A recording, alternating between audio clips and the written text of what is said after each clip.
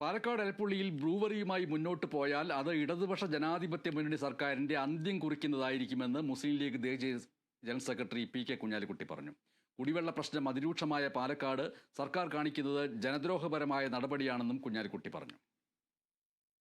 വേനൽ കടുക്കുകയാണ്. പാലക്കാട് ജില്ലയിലൊക്കെയുള്ള വിവരം മനസ്സിലാവും. കാരണം അവിടുത്തെ കുടിവെള്ളം അതിരൂക്ഷമായ പ്രശ്നത്തിലേക്ക് പോയിക്കൊണ്ടിരിക്കുകയാണ്.